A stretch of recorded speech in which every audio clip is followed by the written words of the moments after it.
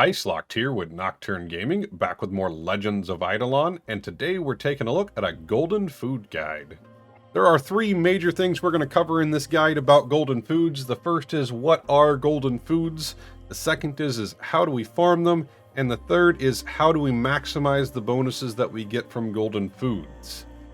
So first up is what are golden foods? Golden foods are bonuses that you can add to different characters using your food slots. However, unlike the normal foods that can be consumed, golden foods can never be consumed. This means unless you specifically trash them or delete them out of your account, these are permanent additions that you can move around between your characters. One big thing to note on golden foods is that there is a diminishing returns effect, which means the more of them you have in one stack, the less benefit that each piece of food will give. As shown here, with one piece of food, we have a 1.3% increase to all of our base stats. With 10 pieces though, we're only getting 6% out of this, and this continues to scale all the way up until you get to about 100,000. It scales past this point, but about 100,000 we're only at 65%, which is giving us a very small amount of gain per piece of food.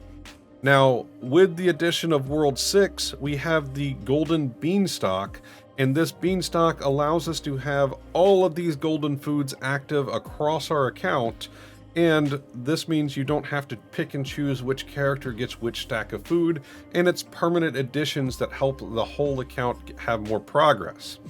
The beanstalk is unlocked through the Jade Emporium with the sneaking skill, and there are two upgrades that you can get. The first is the Golden Food Beanstalk, which allows you to deposit up to 10,000, or specifically 10,000 of a specific golden food to permanently gain its bonus. Later on down, it's quite a bit more expensive, but you can unlock the supersized golden bean stacking, which will allow you to drop a stack of 100,000 for a total of 110,000 pieces of golden food to be able to add them to the beanstalk. Once they're added to the beanstalk, the base version is a smaller icon of the golden food, and then it shows up in this list. When you have the supersized version, it just displays larger, but the bonus does increase. As you can see with the golden grilled cheeses here, I do have the supersized version, which is giving us a total of 65% to all of our stats across our entire account. So moving through the worlds, we are going to talk about where to find each of the 14 golden foods, and the first up is going to be golden nomwitches. Golden nomwitches are dropped from the rare drop table from mobs in World 1, and the method we're going to be using is killing bored beans with the Divine Knight to crystal farm. This gives us access to kill the bored beans for their rare drops, as well as a chance to spawn crystal mobs, which also have their own rare drop table. The bored bean rare drop table has the golden nomwitches on it, and the crystal mobs do as well. It's in the mega rare drop table, so any mobs in World 1 can drop this. Now, the other benefit from crystal farming is you're also going to have the chance to drop hot dogs, which is one of the materials you need to craft golden peanuts. So in the anvil, you can see in tab 1, the peanut itself requires 2 hot dogs for every peanut, and then the golden peanut will require 100 peanuts. That means you need 200 hot dogs for each golden peanut you want to craft, so this makes it a viable method to start stacking up the materials you need to finish the first 2 golden foods. Next up on our list of golden foods is going to be farming golden jam. Golden jam gives you an increase to your maximum health, and the best way to farm this is using the World 1 Coliseum. I currently have about 6,221 of this golden jam, and we're going to make a quick run through the Coliseum, which takes about a minute or so for each run. But each time you clear this, you can get a decent amount of food, so it is one of the better ways to farm, well, not only golden jams, but also golden nomwitches. These foods drop from the chest at the end of the round. Golden jams drop from the golden chest, and golden nomwitches can drop from the other chests. So this is one of the methods to farm golden jams. This run gave me about another 80 to 90 golden jam, so it is a fairly quick method if you have enough Coliseum tickets. Another method of farming golden jams is by completing the daily picnic stowaway quest. The picnic stowaway quest rewards a total of 38 golden jam each day. As a bonus, you do get 34 golden kebabs. So this is a method to stably grind out 2 different golden foods. However, it is limited. You can complete the picnic stowaway each day on each character, so up to 10 characters can complete it. However, you are limited by how many sculpting tools you have. Currently, it is possible to buy 6 of these sculpting tools a day in the World 1 shop, and this is the main limitation for this method of farming these 2 golden foods. Next up on our list of golden foods is going to be the golden kebabs, and this is a food that gives you a % to your total damage. We did talk about one method of farming these using the picnic stowaway daily quest. However, another way is to use the World 2 Coliseum. This will allow you to farm these, and it's only limited based on the number of tickets that you have. These golden foods are dropped by the silver chests at the end of World 2, and it is a decent amount of these golden foods as well. You also have a chance to get a small amount of golden meat pies from the golden chest here, so it is another method to double up on the golden foods that you're farming. Next up on our list of golden foods is going to be golden meat pies. Golden meat pies increase your total defense by a %, and the best method of farming this is using the Sandy Pots or Snelby's map to crystal farm using your Divine Knight. We did talk about another method of farming these using the World 2 Coliseum. However, I personally recommend using this if you're looking for golden meat pies specifically.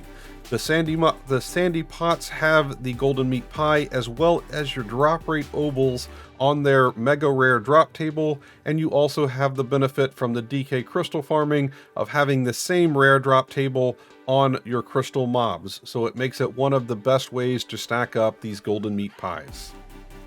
After that, also in World 2, you have the Butter Bar. The Butter Bar is kind of an odd one, but it does increase your base accuracy on your characters. So not a bad thing to have in early World 6, as it will help get you through the World 6 maps a little easier. These Butter Bars are dropped as a rare drop while farming butterflies. So you need to AFK your characters here, and they will have a chance at dropping your Butter Bars as a 1 in 100 drop chance. This shouldn't take you a whole lot of time, but it will be some time spent away from killing mobs, as this is a skilling food drop. Next up on our list is a 2-for-1 that we can get using the DK crystal farming method on the Neptune's map in World 3. There are 2 golden foods that we can get from here. They are the golden ham, which increases our skill EXP earned, as well as the golden cheese, and this allows us to level up our shrines a little bit faster. This one is particularly important for the beanstalk, as it's generally not worth equipping golden cheese to our different characters. So looking at our drop table from Neptune's, they're in the rare drops and in the mega rare drops once again for a chance to drop 2 different golden foods for us. And we're back in the Coliseum in World 3 for the Chill Snap Coliseum. This is going to be farming the Golden Bread. The Golden Bread boosts your coin drops by all mobs, so it's one that I recommend farming as soon as you can to help you level up those stamps and other things. The Golden Bread only drops from Golden Chest in the World 3 Coliseum, so you do need to be able to clear this at a decent rate.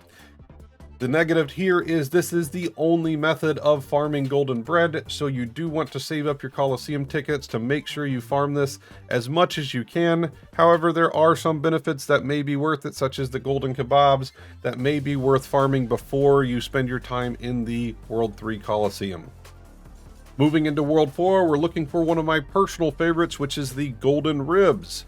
This increases our fishing efficiency by quite a large amount, and this is going to be using the same Divine Knight crystal farming, except we're going to be at the Clammies in World 4. This also comes with the benefit of farming the pearl shellers and statues in World 4. The pearl shellers can be used to craft gear, weapons, and even upgrade a vial in alchemy. In World 5, we have another 2-for-1, and this is going to be using the DK crystal farming method at Tremorworms. The 2 new golden foods we can get here are starting with the Golden Hamster Gummy Candy, which gives us a chance at more AFK sailing gains when we're claiming our AFK gains. The other one we can get is one of the best golden foods in the game, and it is the golden grilled cheese Nomwich, which gives us a % increase to our 4 base stats, including strength, agility, wisdom, and luck. For our last 2 golden foods, we are in World 6, and we're using the DK crystal farming method at Mini Chiefs. This is a later map in World 6, but it does give us access to 2 more golden foods, and they are the Golden Dumpling, which increases all of our AFK gain rates, which is a huge bonus if we use it in combination with the Golden Beanstalk.